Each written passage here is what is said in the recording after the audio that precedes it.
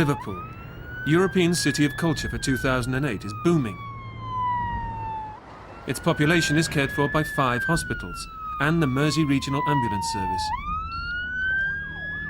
515, priority message. Patient is critical, hot response.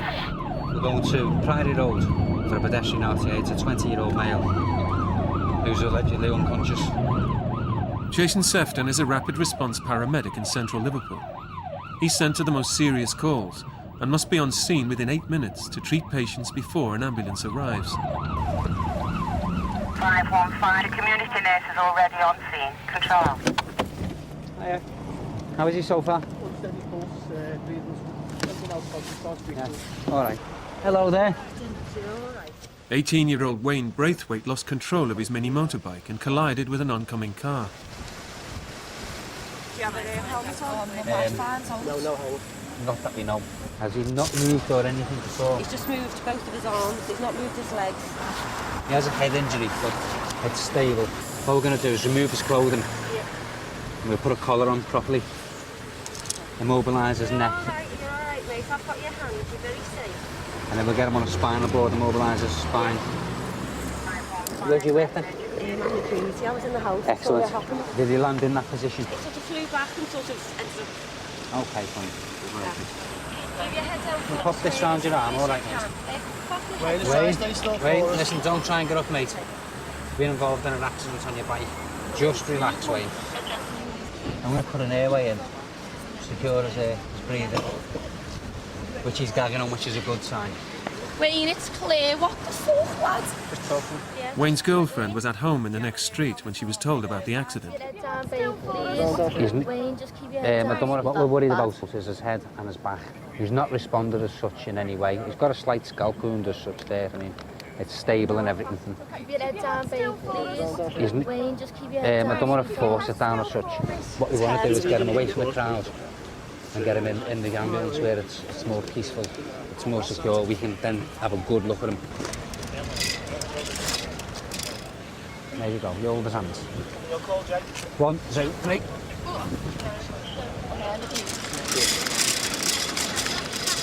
Wayne's condition is critical. While the ambulance crew rush him to hospital, Jason is free to take another call. He has quite a lot of injuries that are quite severe. I only hope that he does pull through okay.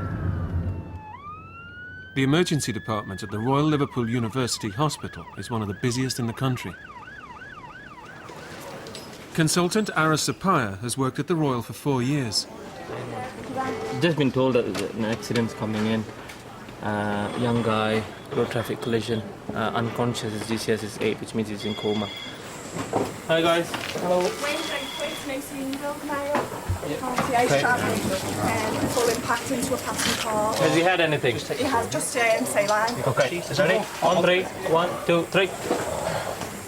Possible diminished breath sounds on the right side. All right. Okay. I've also had to use suction on his airway. Blood coming up. Wayne's symptoms indicate his lungs may have collapsed and he could be bleeding internally.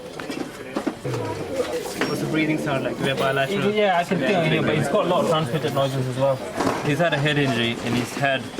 He's breathing quite rapidly as well. He suspects he's hemorrhaging somewhere. Can you open your eyes for us, mate? And put some blood on him as well.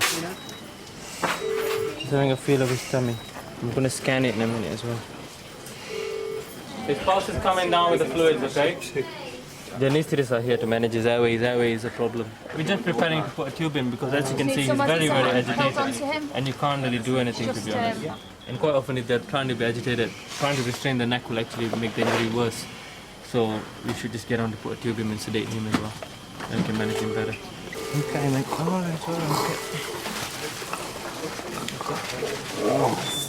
right. This unfortunate guy, he's not very well. He's going to need a CT of his head. And then we take it from there. But either way, it looks like he's had a significant head injury, really. While Wayne is taken for the scan, Ara goes to talk to his girlfriend and family. 182, emergency maternity, code red, ruptured membranes, birth imminent. Control. Ambulance crew John Pollard and Willie Hanna have 30 years of service between them. We've got a 33-year-old female, obviously, who's in labour. Boil the kettle and get towels to stop the mess. Yes, the husband or the boyfriend's a boil a kettle. It's only to get him out the room, to keep him out the way. Make tea for the ambulance crew, because they're going to need it. Yeah, with a shot of brandy in it. During their service, John and Willie have delivered 25 babies between them. Looks like a bit of drama going on. I'll grab the bag, John. Hello. Oh. Yeah, I'm just wondering whether we're going to make it to the hospital. We go for it, yeah. If it happens in the ambulance, it happens in the ambulance. Here we go. Here we go. It's Isabel Ryan's third baby, and her contractions are already less than a minute apart. As soon as the pain goes, we'll get your legs up and we'll get off. Doesn't sound nice, but hey, right. You have to help me with the legs. Yeah, not a problem, sweetheart. Ryan, yeah. Here we go. Here we go.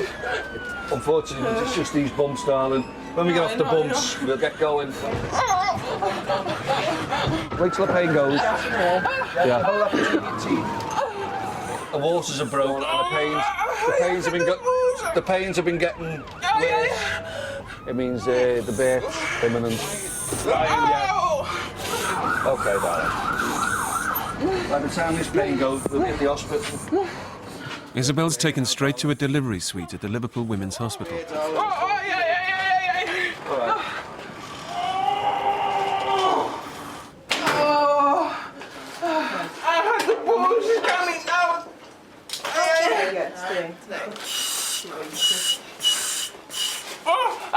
Okay, just let the baby said come up slowly by itself.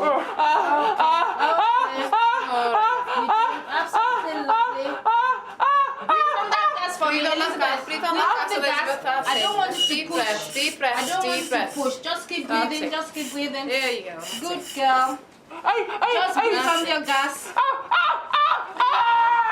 There you go. That's your lovely baby. Have a look. There he is. Okay. Hello. He's a lovely, lovely. He's big, isn't he? You're beautiful. He's a big one. What have you got at home, boys or girls? 2 girls. Oh, 2 girls at home, Nonny. There we are, little boy.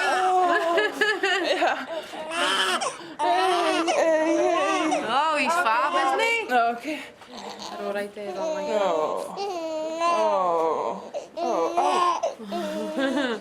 That was close. The closest margin, luckiest escape in the history of any ambulance. I've had another one like that, actually. Well, 9 times out of 10, they deliver themselves, the babies, so that's all you're waiting for is the noise, the crying. Once they start crying, you're halfway there, so...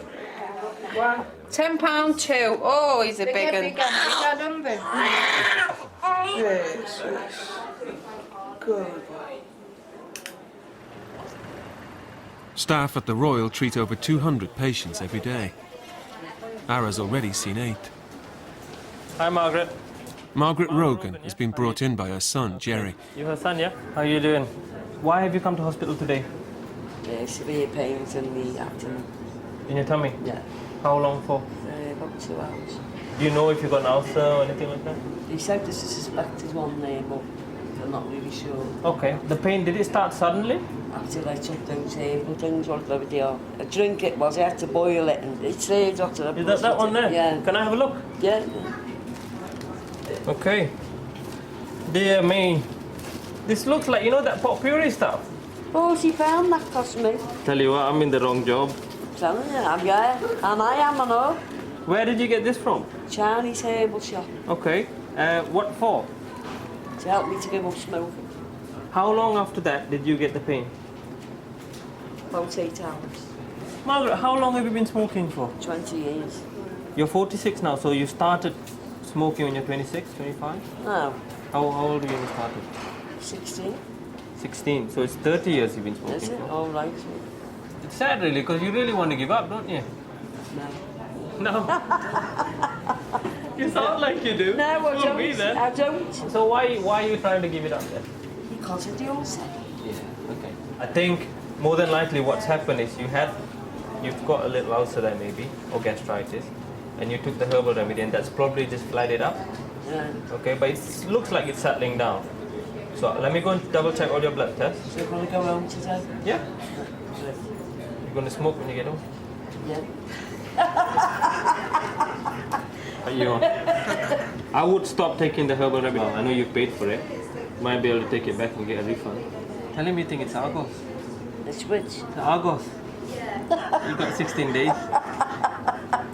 You're forever laughing, aren't you? Take it easy. Thank you. Scousers as people are good people actually. They have a bad rap, but on the whole, you know, I think they are people who don't take life too seriously, to be honest. They don't take themselves too seriously. The only thing they take seriously is the football, you know. But apart from that, everything else, they're quite easygoing in most things. You know, they're good laugh. So the armies. Bye, love. Let's go home and get them roasties going. Roast lamb, roast golly beans, cabbage, 182, emergency message code red. RRV is on scene. Report. John and Willie have been called to a man who's fallen at home. The rapid response paramedic on scene thinks he may have been drinking. I mean, he's probably some poor harmless fella who's had a couple of drinks, a bit unsteady, fallen and cut his head. Down here? It's down there in the corner, I think. Tony, here's the ambulance, mate. Hi, mate. You won't tell me what he's been doing. What's his name? Tony? Tony something, yeah. What's been happening, Tony? What's happened to you, fella? Have you just fallen? Yeah. Have you? All right. Let's stand you up and put you on this chair. Stand up. Anthony Dunn slipped and fell in his kitchen. There we go. Tony, let go of the door. Let go of the door, we can't take it with us. There we go. The gent appears intoxicated. He's had a fall, he's got a head injury. Can't get anything out of him, he's just incomprehensible. So we're going to pop him down the Royal, get him checked over. There is some doubt whether he's been knocked out at all, so we'll do some obs in the ambulance and just check him out. Just stand up and we're going to put you on there. That's it. Take your seat there and then kick your feet up for me. Kick your legs up there. That's it, lad. How much have you had to drink today? Say, 3 or 4 pints. Do you normally drink a lot? Yeah. Anyone who's been unconscious has received a blow to the brain. To knock yourself unconscious and to get a lump like that, then obviously you're worried about any of the bones in the face, and that's always a compromise to the airway. So what we'll do is we'll pop him down the Royal and get him checked over.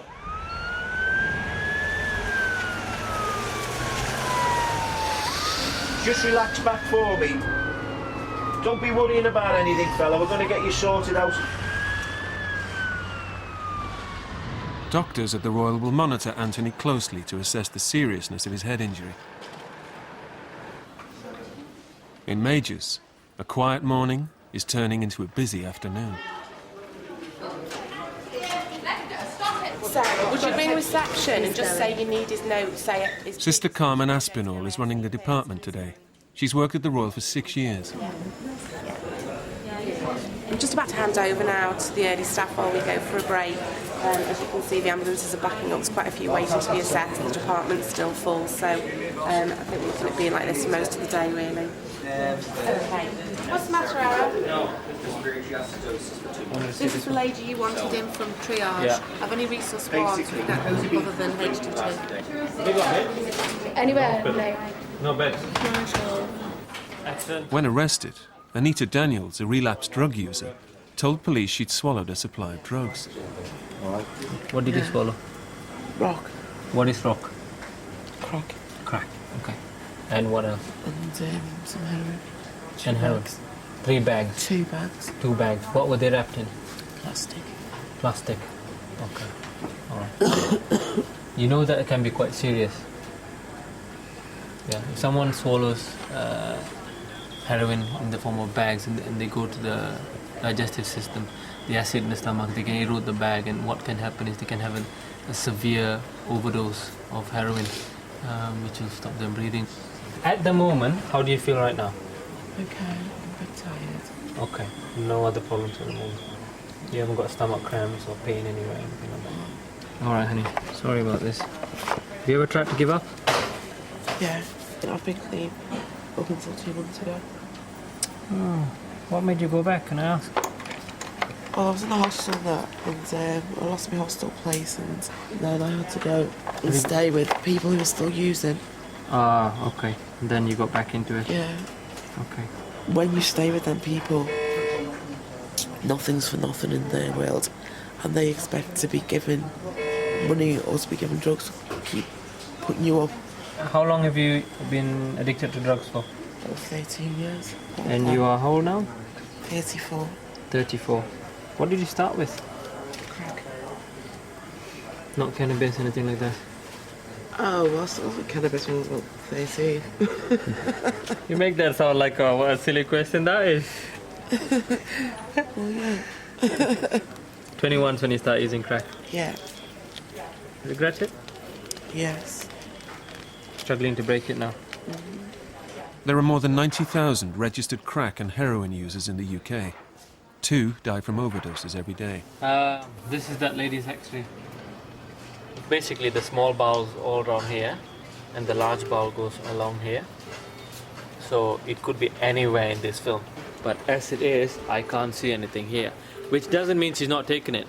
If she's swallowed it in little polythene bags or something, it won't show up. So it's very important that we observe her. The next 6 hours is going to be very important for her. I've been on it for 13 years. I can't do this no more. I can't do this life no more, you know, so I've got no alternative but to kick it, really, have I? At last, John and Willie can have a break. Hi, mate. Well, we've been on since 7 o'clock and haven't had anything to eat. It's kebab o'clock. Can I have a large donut and a kofta, please? Large kofta. It's nice and healthy, isn't it? You like chili food, don't you? Yeah. Anything else, sir? No, sir, that's it. Thank you very much. But they'll have to wait a bit longer for their healthy snack. 182 priority message. Hot response. Control. Oh, we'll have it when we come back. The University campus on Barkhill Road. At the Royal, Dr. Rob Hunter has been called to resus. It's hectic because I'm in vascularity post at the moment. I've got some quite sick people in resus, but there's things in minors that need sorting out as well. So just this chap probably needs a head CT. Yeah. Anthony Dunn's condition has deteriorated. Blood tests indicate an even more serious problem than his head injury. This gentleman has got some signs of quite advanced liver disease. His electrolytes, the salt concentrations in his blood, are extremely abnormal and very dangerously low. That's why we've asked intensive care to come down, because we'll probably need to go to intensive care. You stay nice and calm for us, I'll stay relaxed. You got some diazomols? Anthony is fitting and struggling to breathe. The level of toxins in his blood is becoming life-threatening. Watch your head.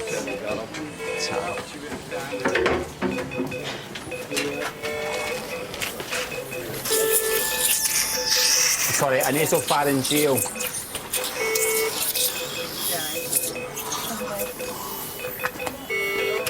Well, he's just had a seizure, but it could be the result of the electrolytes, but it could be the result of a potential head injury as well. So we now need to crack on and put him to sleep and intubate him. The other thing... Stop breathing. Anthony can no longer breathe for himself, so the team must act quickly before he goes into cardiac arrest. Sorry, sir. Just relax us there, Annie. Have you got a catheter mount? Can you open that catheter mount, somebody? Oh, just put him to sleep and paralyse him, pass the tube into his windpipe. That will protect his airway, but also will breathe for him. So we've got more control over his breathing now.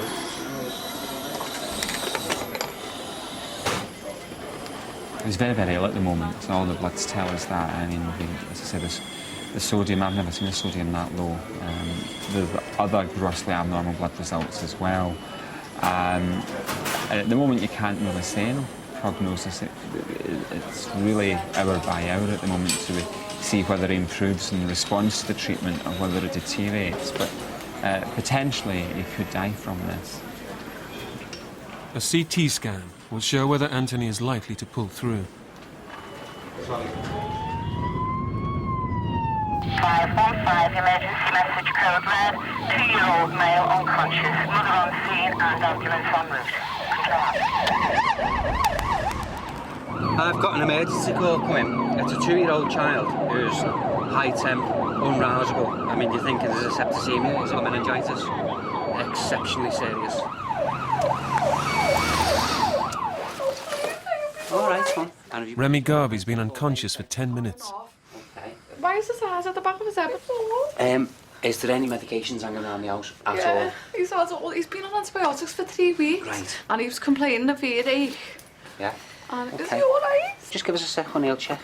What I'm more asking is he likely to eat medication as if it was sweets? No way, no. Okay, no. I've got to ask, so don't be offended, all right? Yeah. Because his pupils are pinpoint and fixed. What does that mean? It's an indication only that he may have eaten some medication. All right, come on, not a problem. Is he going to be all right? Well, he's all right. He's pink, he's warm, he's breathing, he's got a pulse. Okay, let's get his temperature. Hiya. Little one, his pupils are pinpoint and fixed. I've asked Mum, is there any chance he's eaten any medication? And she says, no, definitely not. Come here, mate, I'm sorry. Yeah, he's coming round now, isn't he? Yeah. He's coming round now. Hello, mate. Hello. That's really 35.0, I'll tell you again. Hello, mate. Hiya. Hello, you. Hello. There you go, his pupils are gone. Do you want to get hold of him, Mum? Put him on your knee. I know he's knackered. Put him on your knee. Thanks very much. Do you know what it is? It's just, he's my baby and Absolutely. he's been sick. He hasn't been eating. Cheers, mate. Right, we'll nip up to all day and get him checked over. Sweetheart, was he shaking us all? Yeah. Was he? He's shaking. He was shaking. Yeah. How long for? For about 10 minutes. A diagnosis, febrile convulsion. When kids get too hot, they can't control their own temperature. They overload, basically, and they have a fit, and it's how they cool themselves down. Where's his coat off for a sec, just to keep him cool? It's exceptionally scary for Mum. It's not that serious. I mean, it's a lovely, lovely happy thing when you realise it's that. Remy's taken to Alder Hey Children's Hospital for a checkup. At the Royal, the standby phone in A&E alerts the department to seriously ill incoming patients. Wow. A stabbing is on its way. We're assuming neck and back. Then. Neck and back. A 29-year-old man has been attacked in his home. Has he got a blood pressure? Yeah, 140/89. Right. Everybody got a bit? Ready? 1, 2, 3. Albert, here we go. Michael. My name's Rob Hanson, one of the senior doctors here. Have you got any pain in your chest or any shortness of breath? No. Need another pack of fluid. Can we set up a chest drain, please? He's got surgical emphysema on the left side of his chest. Can we ask X-ray for a chest X-ray, please? Can we get some monitoring on? His lung may have collapsed, and air may be leaking into his chest. Can I have a little peek under there? All right, that's arterial. Okay. Per square inch, the neck carries more important blood vessels than any other part of the body. Sharp scratch, mate. I just need to get some blood from you. Is that ENT?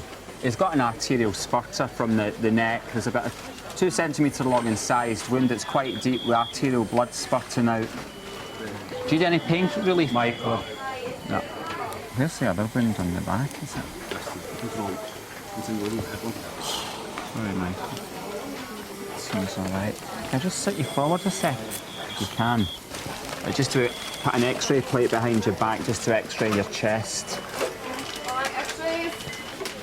Yeah, give me a suture, please. I'll just clip this artery here. I'm going to tie it off. It looks quite deep. Just turn your head that way a minute. Just to tie this bleeding artery off. Joe, just get us another jelly out of the warmer. There's one on the top bit. It seems to have stopped that bleed. Have you seen on the blood or anything else? Group and save as well. You've done a great job on that one.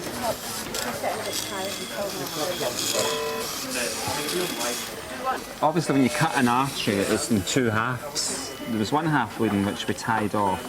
As his blood pressures come up with the fluids we've given him, the other half started to bleed, so we've now identified it and we're just tying it off. There's about 2 or 3 arteries, just small arteries that have been cut, that they can bleed like mad, so it's quite important we tie them off and stop the bleeding. Think of something nice. What's your favourite thing in the world? It's got quite a deep stab wound to the left side of his neck. It seems to be going down backwards. It's cut through a small artery which I've managed to clip and tie off. There doesn't seem to be any major arterial bleed in the neck, but it's gone deep, so it needs exploring theatre properly to see what any other damage is there. The one at the back is very superficial. It's the one on the shoulders penetrated deep. May have. There's no pneumothorax. There's no obvious surgical emphysema. Well, that's good news. Initially, I thought you might have collapsed your lung on that side just by the way I was examining the way the breath sounds were going, but the chest x-ray shows the lung's normal. You've got quite a deep wound at the back of your shoulder here that's gone deep down into probably the shoulder joint. Got a cut to your neck, but it's quite deep, but it's luckily it would appear to have avoided all the major structures like the carotid artery and stuff. So although there's a lot of blood, it's not as bad as we thought. Right. What's satisfying about A&E? Knowing that if you stood back and did nothing, they would have died. That's the bit that gets the adrenaline going and gets you buzzing. See you later, Lulu. See you later, Ma. Finally, Ara can go home. I think we're done for the day now. It was good today, but I'm absolutely shattered, man. Absolutely dead to the world I am. Now I've run out of battery. I need to go and get some kip, eat something. Time to go home. Better leave while I can. Jay, see you later. Wayne was in a coma for 2 weeks, suffered a stroke, and needed 18 pins to repair the damage to his right leg. He's now recovering at home with his girlfriend, Claire. Anita was taken to the observation ward, but discharged herself soon after. Her whereabouts are now unknown. Anthony's CT scan was clear, but he still needed several days in intensive care. He's received help for his alcohol addiction and has been sober ever since. Stay with us as we have a brand new series coming up. We meet up with the tough-stomached lads and lassies whose job it is to piece together the grisliest of clues. The Death Detectives are next.